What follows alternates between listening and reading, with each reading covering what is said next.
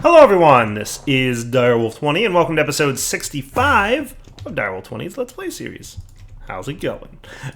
Today, I'd like to finish some of the work that I worked on last episode. So last episode, what did we do? We built a system that can auto-craft runes via this chest, provided that we give it exactly one set of ingredients, no more or less, and we don't overlap ingredients. Right? So if I need to make 5 sets of fire runes, we can only give it one set of fire rune ingredients at a time. And if it's done crafting the fire rune, then it can get the next set of ingredients. Okay. The other thing that's important is if we want to craft, for example, a fire rune and an earth rune, we can't throw both sets of ingredients into the chest at the same time. Otherwise, it still don't work. So that's what we're going to work on today. So given that that's, what we're doing, we're going to have to go ahead and set all this cool fancy stuff up. Now, the way we got this to work was a little bit of trickery, a little bit of magic, but we'll go ahead and demonstrate it working now. So for example, we'll put one of each ingredient in here for this stuff, and it should, boom, we can hear it crafting up there. Nice. So it pulled everything out. And then it's now ready for the living rock, which I'm going to deny it. Sorry, no living rock for you today. But that's pretty much what we got set up. We're using a comparator to determine when it's crafting and when it's ready for the living rock and all that good stuff, and all kinds of pulsing and lights go on down here, which is pretty neat. So for example, when we do this, let's set this up, right? With the gunpowder in the chest, boom, we see one light turn on. And then when it's ready for the living rock, it's going to start pulsing. And that's the indication to drop the living rock. Cool.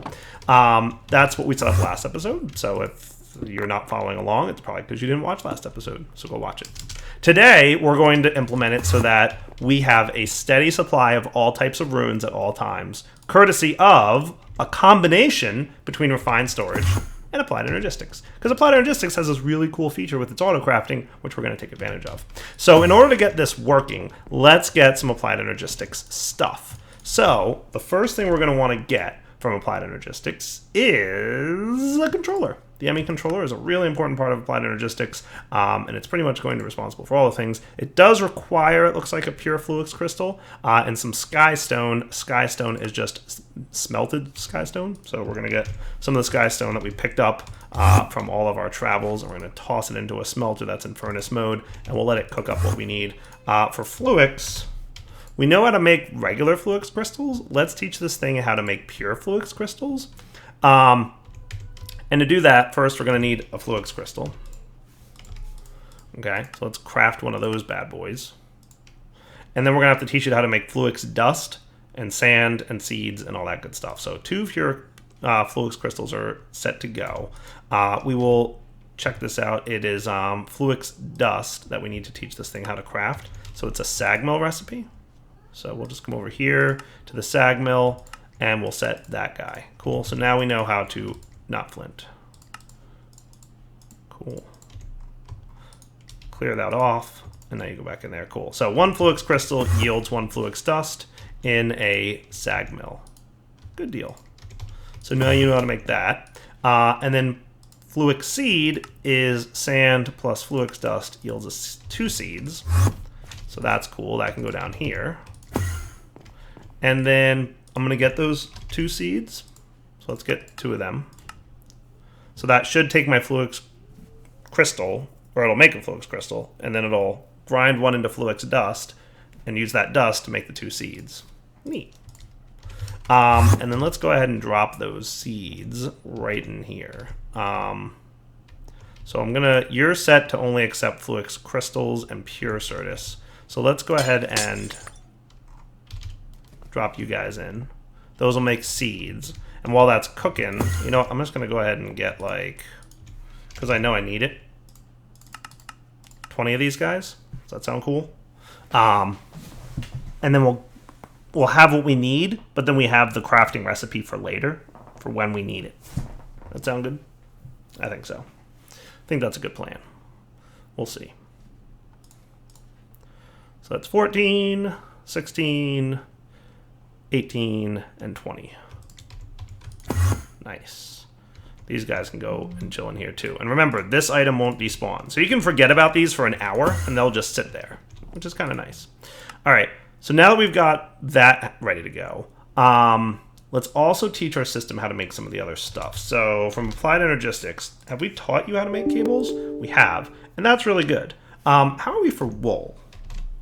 I've seen better wool days. Yeah. How are we for string? We should be really good on string. And do you know how to craft wool? You do not. Maybe I should teach you how to craft wool out of string. That might be a really good idea.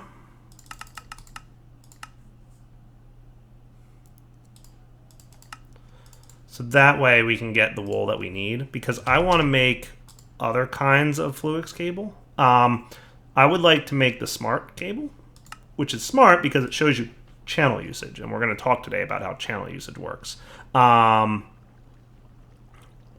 Fluix. So that is just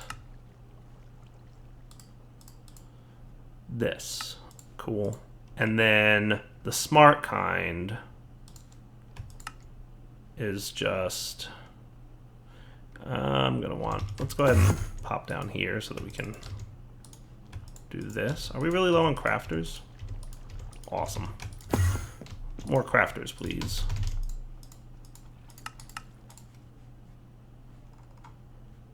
Missing nether quartz. How about just one? To do nether quartzing. Remember I was going to do that, and then I didn't do it? Now I'm going to regret it. So now you should know how to make covered cable Fluix, which is cool. Which we can use to make the smart stuff.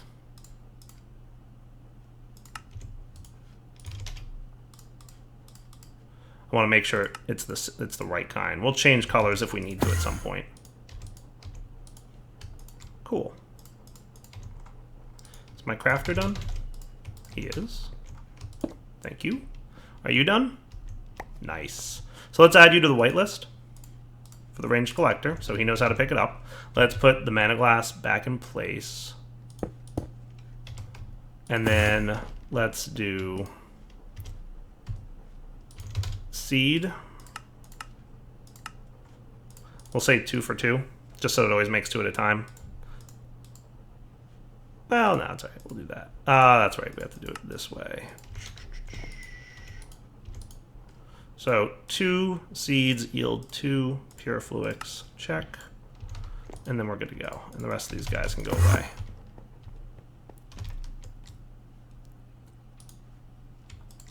Nice. So further auto crafting of applied energistic stuff using refined storage. Can't go wrong. Let's get ourselves about 20-ish. That sounds like a good number to get of that smart Fluix cable stuff. That'll be good to have. Trust me. We want our controller. Nice. We're going to want, and remember we can auto craft all of our processors, which is awesome. We're going to want some auto crafting. So for that, we're going to need crafting units. Okay. I'm thinking 2 1Ks should be good for now. Probably.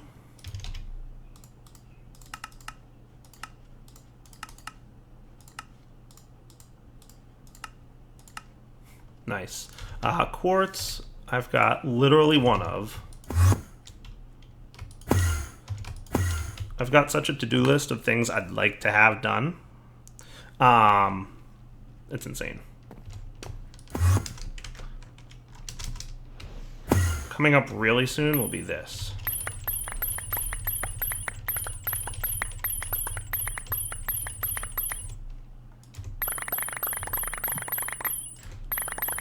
Yay! That's how you get nether quartz.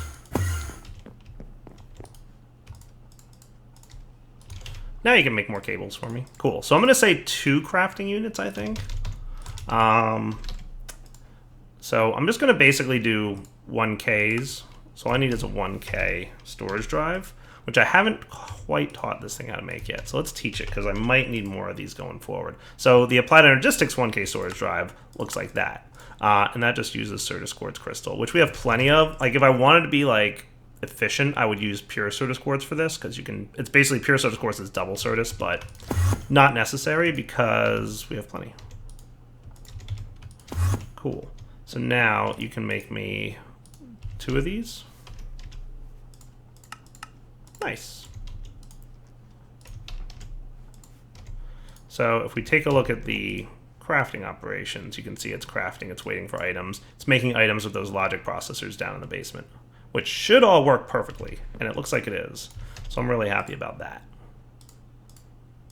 So these 1K crafting things will allow me to auto-craft with Applied Energistics, which will be good. So that's some stuff we'll need. We'll get our cables out of there that we're going to want. We're also going to want, from Applied Energistics, I don't know if we need an energy acceptor or not. We'll find out. But I know for sure that we're going to want a grid so we can see what's going on. So there's 2 types of these guys, crafting terminals they're called. So we're going to want a terminal that we can access for like the items. So let's get ourselves the panel. We're going to want a logic processors and 2 cores. Do you know how to make cores? You don't. So let's go ahead and teach you how to make cores. Patterns, here, core. So much stuff to make. But you should know how to make all of these things now.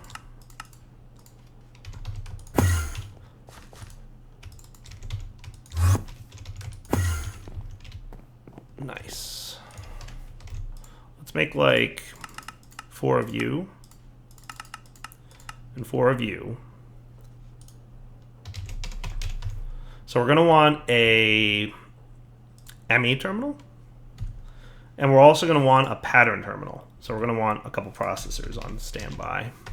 Let's get about just 10 of you and 10 of these, and that should be cool.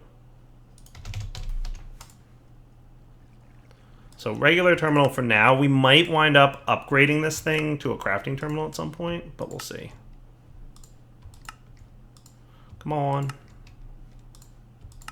There we go. ME terminal. And the pattern terminal requires a crafting terminal, which is one of these guys. We're going to need another regular terminal that we will upgrade to a crafting terminal. I don't think you need to make that a crafting terminal. And then we'll do a pattern terminal. So one of the downsides of this thing down here is it probably can only process 1 set of items at a time, but that's okay. Oh, there it goes. It's making a diamond one. Sweet.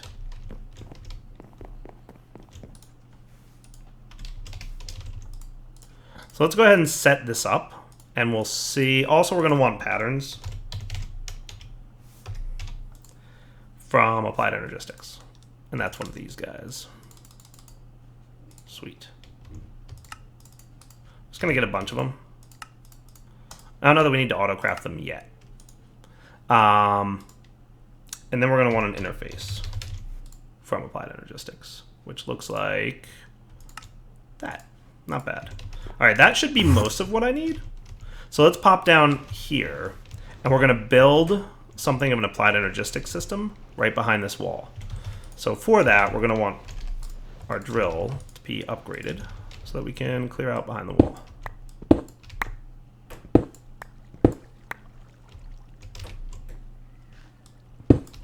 Nice. Beautiful.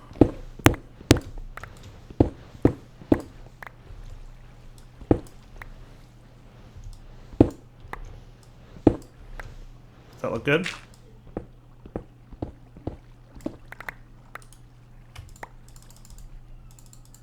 Clean up inventory.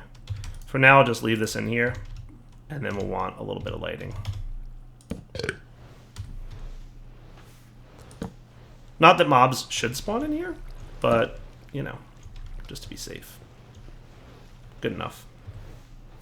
All right, so let's build an Applied Energistics system. The other thing I might want is from extra utilities. I might want a way to power this thing. So let's grab a wireless RF transmitter. So the Emme Controller is like the brains of the operation. Okay, and we're going to need to give this guy power, right? And he's going to come in right there. No nearby tiles. Lies. All right. So for this to work, we're going to need one cable conduit. 640 RF a tick should be plenty.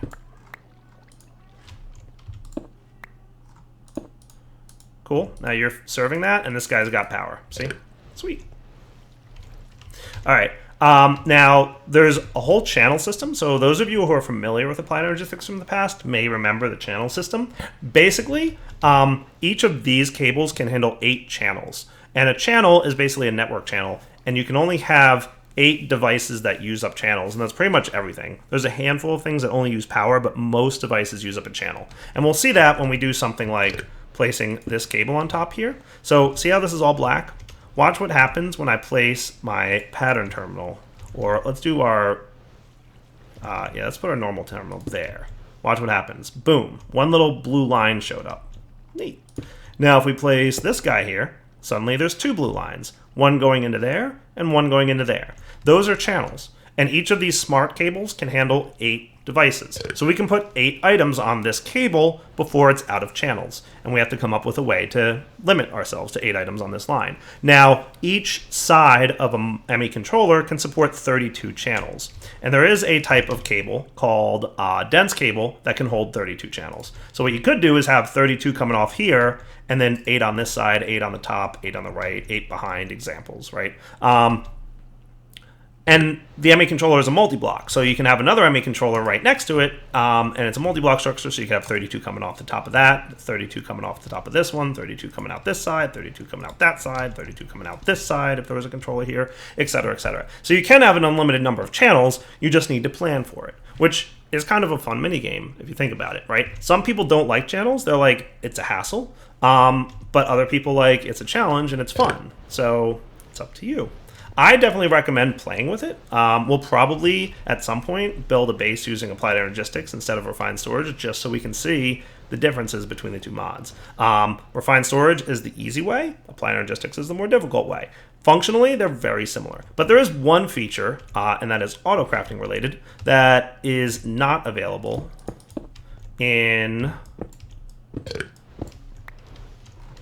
refined storage. So in order to craft anything, you need Emme storages. Now these are also multi-blocks, but I'm placing 2 down because I want 2 separates things.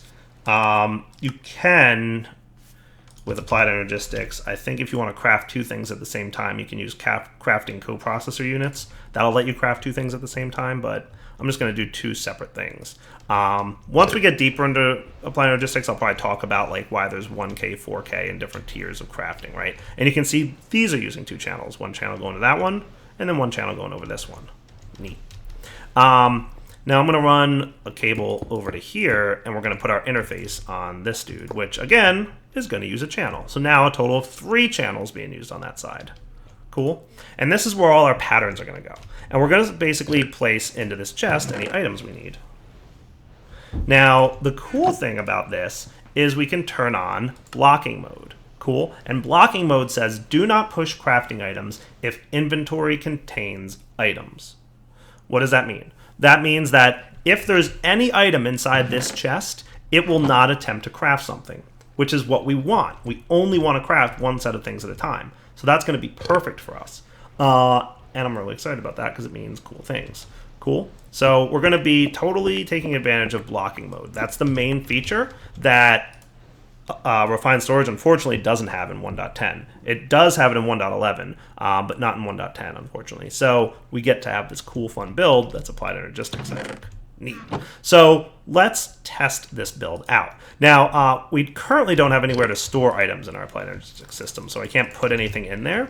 So what I'm going to do is go craft a thing.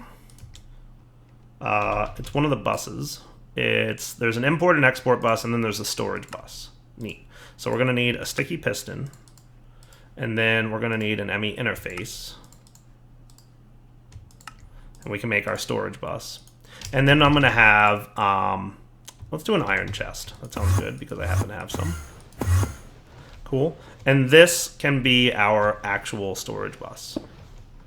Okay, boom. All of a sudden, using another channel, 4 now, 2 going down this line, 1 there, and 1. You can barely see it right there. Cool. Now any items, quote unquote, that are stored in this system are going to go right in here. Cool. So let's teach it a pattern. We're also going to want living rock. So let's get some living rock. For now, I'm going to get just 2 of them. We can place them in here, which means that they are actually in here. Okay, and we're going to say a Rune of Fire.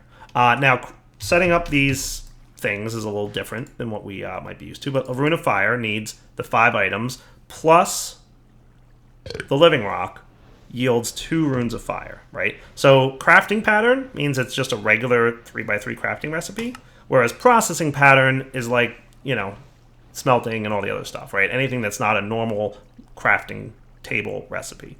So do we have any runes of fire in here that we can tell it exist? Probably somewhere. Where might runes of fire be hiding? Maybe we're out of runes of fire. Maybe this is why we're doing this. Back in a sec. Well, let's see if we can get our Rune of Fire crafting working. So this should, in theory, work, right? All I gotta do is put 1, 2, 3, 4, 5, 6 in here, and then it's gonna start crafting. And the key to this is that it doesn't use the living rock until it's done crafting, pretty much, right? And that's going to be really critical for our blocking mode, right? It's not going to try and put another set of ingredients in here until it drops the living rock, which is cool. Now this should kick off at some point soon. I'm going to have my wand ready because I haven't set up the wand component of this yet. You are pulsing. I might need to lengthen this pulse. That's one downside, is that the pulse is a little bit... There it goes. And I can lengthen that. Neat. 2 runes of fire. Cool. It actually worked perfectly, except for the pulse lengthener. I might have to set up a quick pulse lengthening mechanic. Shouldn't be hard. So now we're going to say that 1, 2, 3, 4, 5, 6 items yield 2 runes, right? Now when I go place this in here, okay, and we'll probably want a vacuum chest of sorts set to pick up the runes. We can use the applied energistics guy. A ranged collector, of course, because it's the right tool for this job. You want to pick up items through floors and you get to filter them? 100% what you want. Now let's take a look at runes real quick in F3H mode, which is the advanced tooltips. If we look at runes, they are all the same item ID with different metadata. So if we want to say you're only allowed to pick up runes, makes sense, then what we can do is right under the floor here. Let's put this probably right here-ish. Okay. We will whitelist, ignore metadata, Rune of Fire. And what this should mean is that any rune, regardless of what its metadata is, because we're ignoring metadata, can be picked up by this thing. So we don't have to whitelist every rune type. How cool is that? So that's good. That's good. We will want probably a mechanical user. Just need a dropper. And we should also grab a wand of the forest. Doesn't matter what colors we use.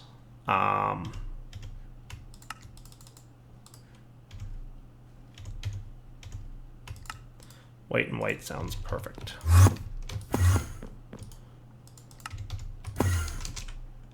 Oh, hello. And look, my flower thing is running. How cool is that? I love it. All right, we'll put a mechanical user here with a flower on it. We will use item on block, right click, upper left slot, always on. Cool.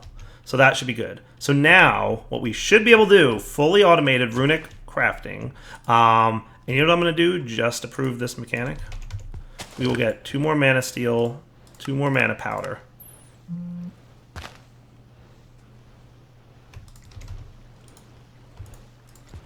Two more nether brick, 2 more nether wart. You know, this was like literally my last piece of nether wart. Maybe I should, you know, I can craft more. Can you bone meal nether wart?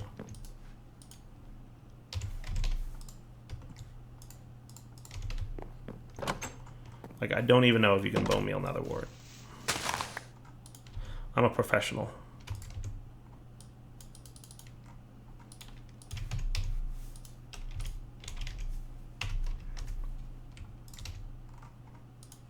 I guess not. I'm gonna make a bit more nether wart real quick, just to have some.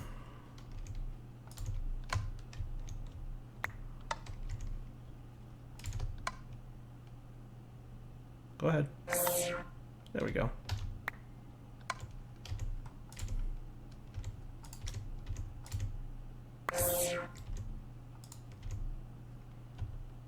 Nice. So to-do list, bone meal farm, or nether wart farm. So that's cool. We'll put those 3 in there. Living rock and gunpowder then we also need.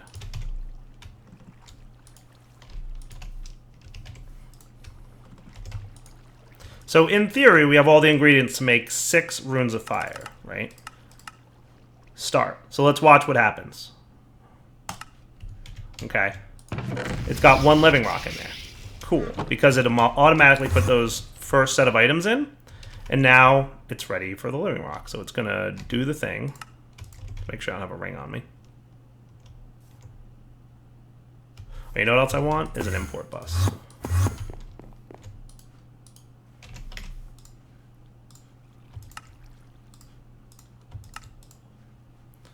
Piston, please. Import bus requires an annihilation core. Shouldn't be too bad to make, I would think. There it is. Right? And this works just like the refined storage import bus. It'll pull items in. Cool. So now did you get... Look, we already got 4 runes of fire. How cool is that? And then we can import those in.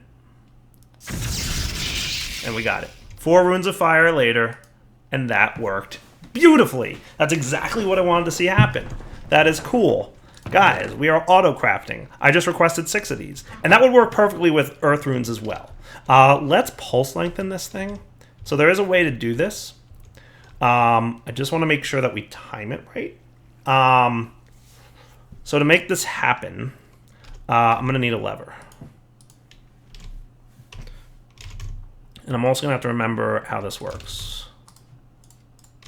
So basically, we want to rearrange this a little bit.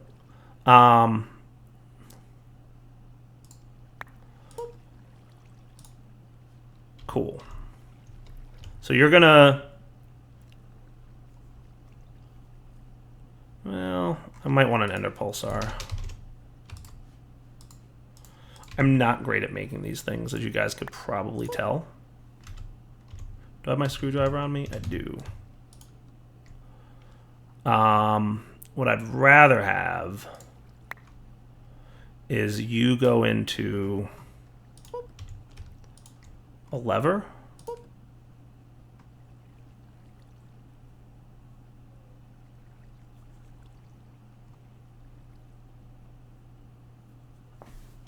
All right, guys. So I just did this all camera real quick because I had to like figure it out in my head. But basically, when this thing sends its redstone signal, it's going to turn this on, and then 5 ticks later, because that's the length of the or 10 ticks later, half a second.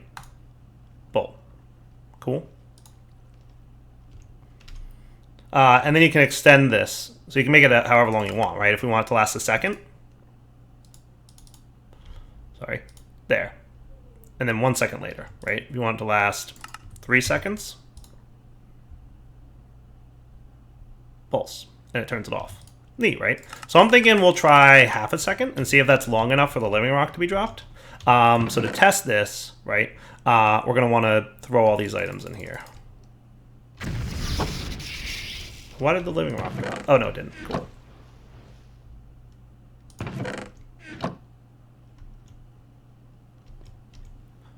Why are you not pulsing off? Oh, probably because that's a steady redstone signal? That would make sense. All right, I might need to tweak this plan a little bit. You know, another way to go about this, which is similar to the old plan, would make it just to reduce how often, or reduce the delay on this. It was originally 20. Now it'll just pulse more quickly, and eventually it'll just go faster, I think. I might make it 10. We'll see how it goes. Once we have multiple craft requests again, we might want to tweak those delays. But for now, it seems to be working pretty well, I think.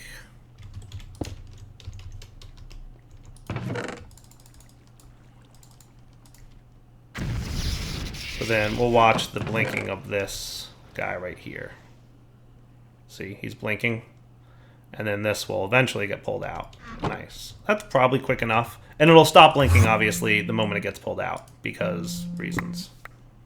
All right, guys. So I think that's a pretty good wrapping up point for the episode. What we're going to do next episode is integrate refined storage with applied energistics and get it so that everybody talks to each other. Because right now, I have this separate system that's not talking to my refined storage system. So if I say, hey, I need Runes of Fire, nope. They're over here. So how are we going to make that work?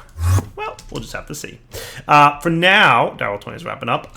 One thing I wanted to mention before I did is I added a little system. I taught my refined storage system how to make fertilizer, which was a cool plan.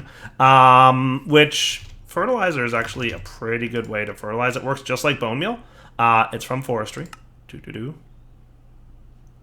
And it's just sand and apatite, and I've got a lot of apatite. And you get 8 fertilizer per piece of apatite. I actually expanded my wheat farm because, see, it's all wheat over here.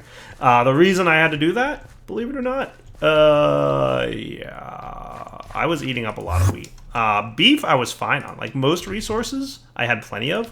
Wheat, I had a really low amount of while this was running. But now that this has filled up, I'm not using the wheat so much. So we're good now. I think we've got a really good plan of attack for auto-crafting runes. Next episode, we'll finish it up. And hopefully by the end of next episode, we will have all rune auto-crafting complete. How cool is that? We have a very full Draconic Energy core. Yeah, I'm excited. All right, guys. Darwell20 signing off. Hope you enjoyed the episode. As always, take it easy.